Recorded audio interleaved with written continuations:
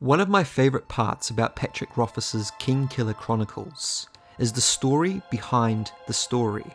Throughout the first novel, The Name of the Wind, and later on in The Wise Man's Fear, we follow the life of the musician and adventurer Kvothe on his quest to track down the mysterious Chandrian, a group of 7 elusive beings who are responsible for the murder of Kvothe's parents and troop. In the Kingkiller Chronicles, magic comes in many forms, but none is so potent as the power of naming, for knowing the true name of something is to have mastery over it. With this mastery, one could call upon the wind, command stone to crumble into dust, or even engulf cities in flames. It is said that those who first practiced naming were called knowers. These knowers were appropriately named, for they knew the names of all things, but chose to live in harmony with them, never overstepping that line. However, another faction of creatures, named Shapers, had other ideas. They took the art of naming to new dangerous heights by changing that which they knew the true names of, in turn creating many strange and wondrous things. Seeking sanctuary to practice their skill, unhindered by the growing animosity with the knowers in the mortal realm, these Shapers created the Cthaeh, an alternate dreamlike world where live many non-human creatures. It is here where our main character Kvothe stumbles into, and it is here in the middle of a grassy plain he finds a solitary tree, wherein dwells the Cthaeh. My apologies, sir, but I've never spoken with a tree before, and I find myself at something of a loss. I dare say you are. I am no tree, no more than a man is a chair. I am the Cthaeh. You are fortunate to find me. Many would envy your chance. Chance? You're an oracle. Oracle? How quaint. Do not try to pin me with small names. I am Cthaeh. I see. I know. At times, I speak. From this, we can surmise the Cthaeh is omniscient. It can see every possible future with precise clarity, everything that may, can, or will happen, branching out from a single moment.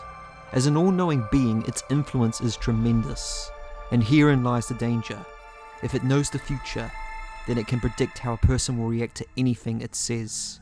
By doing so, it can drag its gasping prey down a spiral of destruction that ripples out and damns the lives of countless others. Most troubling is that the Cthaeh is a creature of pure malice. This is hinted at when Kvothe notices the wings of thousands of dead butterflies littered beneath the tree's canopy, murdered out of pure spite.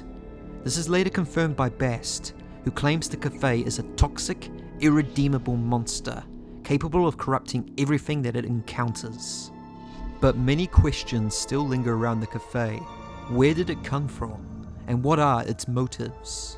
One theory floating around about its origin is that the Cthaeh was a byproduct of a powerful but foolish Shaper.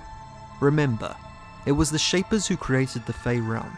Could it be such a stretch to presume that they also created everything that exists there?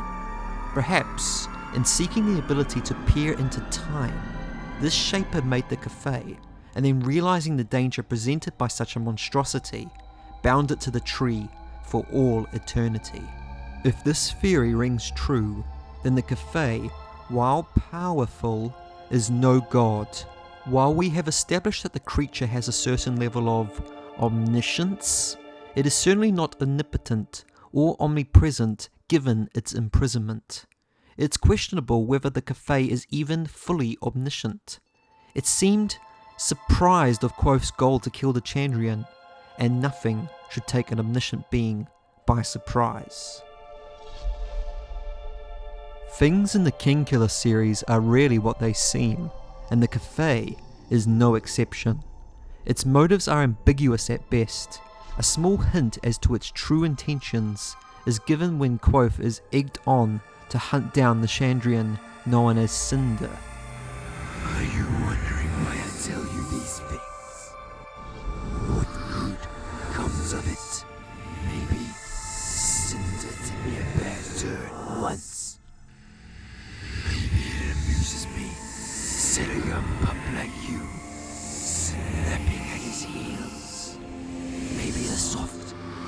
quaking of your tendons as you clench your fist is like a symphony to me.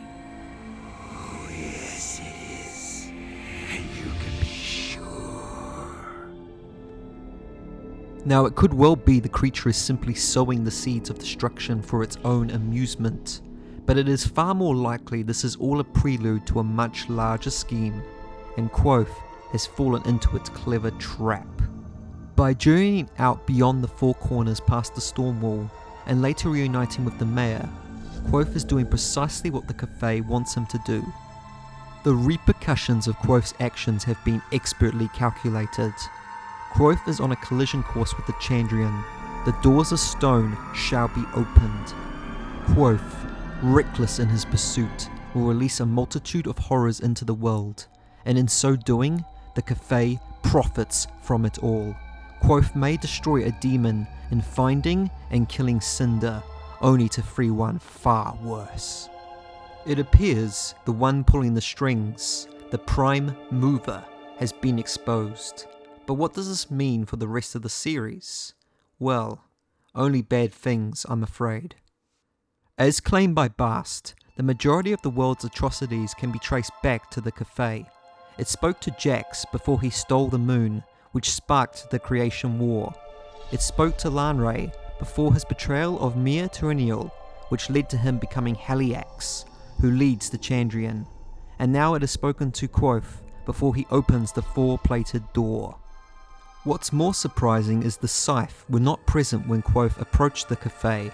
As the guardians of the tree, the Scythe's oldest charge is to keep anyone from coming into contact with the creature. Yet they are strangely absent during the time Kvothe is conversing with the Cthaeh. Why? Where were they? What could they have been doing that's so important to lead them to abandon their sworn duty in that moment? The Kingkiller Chronicles is riddled with mysteries where every question answered spurs two more. That's part of its charm. Perhaps you have a theory or an idea about the deeper mysteries surrounding the Cthaeh. If you do, I'd love to hear about it. Comment below. Thank you for taking the time to watch this video. If you enjoyed it, please leave a like and subscribe, as this will encourage me to make more videos like this.